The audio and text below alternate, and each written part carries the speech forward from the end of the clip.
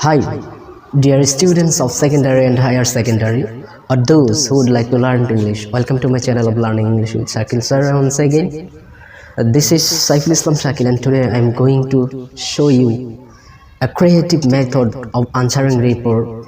And dear students, you are not there. The previous class I have shown you how to write a report on national problems, but today I am going to show you how to write a report on natural disasters. So I hope you will be with me till end of this class. If you watching this video fully, so you will be greatly benefited.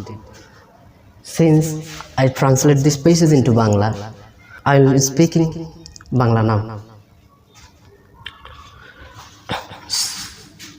প্রিয় শিক্ষার্থী বন্ধুরা, আশা করছি তোমরা সকলে অনেক ভালো আছো। আলহামদুলিল্লাহ আমিও অনেক ভালো আছি। আজ আমি তোমাদেরকে দেখাবো কিভাবে একটি রিপোর্টের সাহায্যে 5-7টা বা অনেকটা রিপোর্ট লিখতে পারো। ডিয়ার স্টুডেন্টস এন্ড ভিউয়ার্স, তোমরা জানো যে রিপোর্ট মানে হচ্ছে প্রতিবেদন, যেটা গত ক্লাসে ডিসকাস করা হয়েছে। আজকে আমরা দেখবো মডেল 2। গত ক্লাসে আমরা মডেল 1 দেখেছিলাম, আজকে দেখবো মডেল 2। মডেল 2 হচ্ছে প্রাকৃতিক দুর্যোগ নিয়ে, অর্থাৎ প্রাকৃতিক যত ধরনের দুর্যোগ আছে সেই দুর্যোগ নিয়ে যদি কোনো রিপোর্ট তোমার পরীক্ষায় আসে, তাহলে তোমরা খুব সহজেই এটা দিয়ে আনসার করতে পারবে। যেমন এটা দিয়ে কি আনসার করতে পারবে? For an example, cyclone, Sidr, তারপর ফ্লাড ডিভাস্টেড লাইফস, তারপরে টেরিবল সাইক্লোন এটসেট্রা। সো এইটা দিয়ে এই ধরনের যত প্রাকৃতিক দুর্যোগ রিলেটেড রিপোর্ট আসবে তোমার পরীক্ষায়, এই একটা আনসার দিলেই তোমার সেই সব কমপ্লিট হয়ে যাবে। সো চলো এটার আনসারটা আমরা একটু দেখে নিই। তার আগে একটা কথা বলে রাখি, যদি এই ভিডিওটি তোমাদের ভালো লাগে তাহলে একটা লাইক, একটা কমেন্টস, এবং তোমরা কি বিষয়ের উপর ভিডিও চাও সেই বিষয়টি উল্লেখ করে দিবে। আমি চেষ্টা করবো তোমাদের সেই বিষয়টার উপর টিউটোরিয়াল বানানোর। সো দেখো আনসারটা ফিরে যাই। প্রথমে লিখতে হবে তোমার নাম লিখতে হবে, তারপরে হচ্ছে কোথা থেকে লিখছো তার নাম, তারপরে হচ্ছে ডেট, মানে কোন ডেটে তুমি লিখতেছো। যেমন আজকে হলো স্যাটারডে 13th মার্চ 2024। তারপরে হচ্ছে বিষয়বস্তুতে কি লিখতে হবে যে তুমি কিসের উপরে রিপোর্টটা লিখতেছো। যেমন রিপোর্ট অন হতে পারে, এটা সাইক্লোন হতে পারে, সিডর হতে পারে, ফ্লাড ডিভাস্টেড ইন লাইফস হতে পারে, টেরিবল সাইক্লোন এটসেট্রা। তো চলো এখন মূল আনসারে একটু দেখে আসি। এখানে দেখো টেরিবল একটি ভয়ানক বা মর্মান্তিক, টেরিবল একটি ভয়ানক। এখানে লিখতে পারো তোমার বিষয়টা এখানে কি আছে। তুমি এখান থেকে সিডর নিতে পারো, সাইক্লোন নিতে পারো। ধরো সিডর নিলাম, টেরিবল সিডর, একটি ভয়ানক সিডর বা জলোচ্ছ্বাস। অকার্ড মানে হচ্ছে ঘটে যাওয়া ঘটেছিল এট কোথায়, যেখানে জায়গার নাম, কোথায় ঘটেছিল। টেরিবল একটি ভয়ানক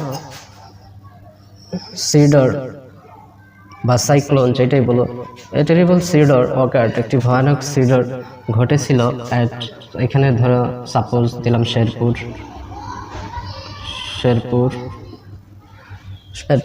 শেরপুরে ঘটেছিল। সেভারাল পিপল, বিভিন্ন লোকজন, হ্যাভ বিন দ্য ভিকটিমস, হয়েছিল দ্য ভিকটিমস, শিকার অফ ইট, এইটার। তাহলে কি হলো? একটি ভয়ানক বা মর্মান্তিক সিডর ঘটেছিল শেরপুরে, যেখানে বিভিন্ন লোকজন এইটার শিকার হয়েছিল। ক্রপস মানে হচ্ছে ফসলসমূহ হ্যাভ বিন কমপ্লিটলি সম্পূর্ণভাবেই হয়েছিল, সম্পূর্ণভাবেই হয়েছিল। ডিস্ট্রয়েড মানে হচ্ছে ধ্বংস বা ধ্বংস হওয়া। ধ্বংস হয়েছিল। About 1000 people, 1000 লোকজন আর বিলিভড, তারা মনে করে বা বিশ্বাস করে বা ভাবে, ডিউ টু কারণে, দ্য ডিজাস্টার, এই দুর্যোগের কারণে ফসলসমূহ সম্পূর্ণভাবেই ধ্বংস হয়ে গেছে, এটা 1000 লোকজন ধারণা করতেছে।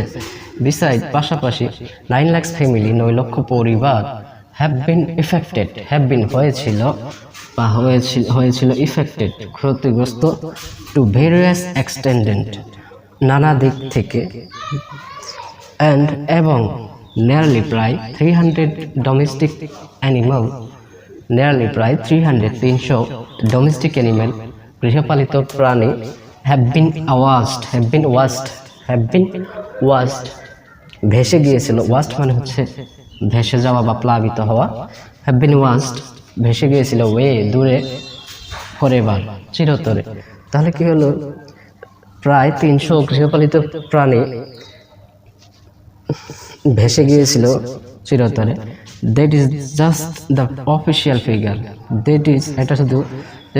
এটা শুধুমাত্র দ্য অফিসিয়াল ফিগার, সরকারি একটা পরিসংখ্যান। এখানে অফিসিয়াল মানে বোঝানো হচ্ছে যে সরকারি, বাট কিন্তু অফিসিয়ালস, এইখানে অফিসিয়ালস মানে বোঝানো হচ্ছে সরকারি কর্মকর্তা, বাট কিন্তু অফিসিয়ালস সরকারি কর্মকর্তারা ক্যানট ডু করতে পারে না জাস্টিস, অনুমান।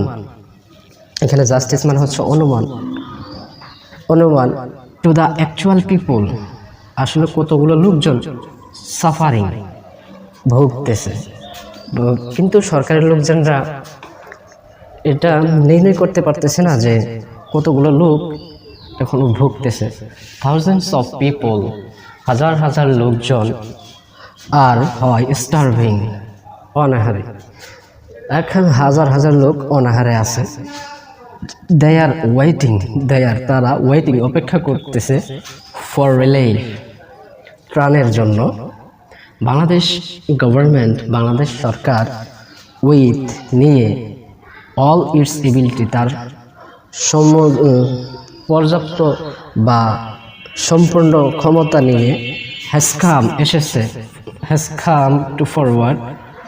কাম ফরওয়ার্ড এগিয়ে এসেছে, টু রিবিল্ড মানে হচ্ছে পুনরুদ্ধার করা বা পুনর্নির্মাণের জন্য। টু রিবিল্ড এখানে হবে পুনরুদ্ধার করতে, দ্য লাইফ জীবনসমূহ, of the distressed people, distress মানে হচ্ছে দুর্যোগপূর্ণ বা দুর্যোগের ক্ষতিগ্রস্ত লোকদের পাশে সরকার তার সম্পূর্ণ ক্ষমতা নিয়ে এগিয়ে এসেছে। দ্য ইন্টারন্যাশনাল আন্তর্জাতিক কমিউনিটি সম্প্রদায় সম্প্রসারিত করিয়াছে, দ্য হাত অফ কোঅপারেশন সহযোগিতার হাত সম্প্রসারিত করেছে, বাট কিন্তু অল হেল্প সমস্ত সাহায্য, অ্যান্ড এবং কোঅপারেশন এবং সহযোগিতা, সিমস টু বি বলিয়া মনে হয় না। সিমস টু বি মানে হচ্ছে বলিয়া মনে হওয়া, লাইক এটাকে একটা মার্কার বলিয়া মনে হয়। This is seems to be a marker, that's এইভাবেই নট সিমস টু বি বলিয়া মনে হয় না। ইনএডুকেট মানে হচ্ছে পর্যাপ্ত পরিমাণ, অ্যাট দিস মোমেন্ট এই মুহূর্তে। সো দেখো, কিন্তু সকল সাহায্য সহযোগিতা এখন পর্যাপ্ত পরিমাণ বলে মনে হচ্ছে না এই মুহূর্তে। সো এইভাবেই তোমরা আনসার করতে পারবে। যে ভিডিওটি আসলে ইনফরমেটিভ, তাহলে শেয়ার করবে বেশি বেশি করে তোমার ফ্রেন্ডদের কাছে, যেন তারাও এইসব মানে বিষয়টা শিখতে পারে, তারাও যেন এই বিষয়টা অনুধাবন করতে পারে বা শিখতে পারে, যাতে তাদের এক্সামে কাজে আসে। সো এর জন্য তোমরা ভিডিওটিকে বেশি বেশি করে শেয়ার করবে তোমার ফ্রেন্ডদের কাছে। সো যাই হোক, আজকের ভিডিওটা এই পর্যন্ত। যদি তোমাদের ভালো লেগে থাকে তাহলে অবশ্যই like, comments and obviously subscribe করতে ভুলবে না আমার চ্যানেলটি। অ্যান্ড তোমাদের কী বিষয়ে তোমরা টিউটোরিয়াল চাও, সেই বিষয়ে তোমাদের মতামত জানাতে পারো। আমি চেষ্টা করবো তোমাদের সেই প্রত্যেকটা মতামতের উপর ভিত্তি করে একটা টিউটোরিয়াল বানানো। Thank you so much for watching this video. দেখাবো অন্য কোনো একটা নতুন ভিডিওতে। সেই পর্যন্ত ভালো থেকো, সুস্থ থাকো। আল্লাহ হাফেজ।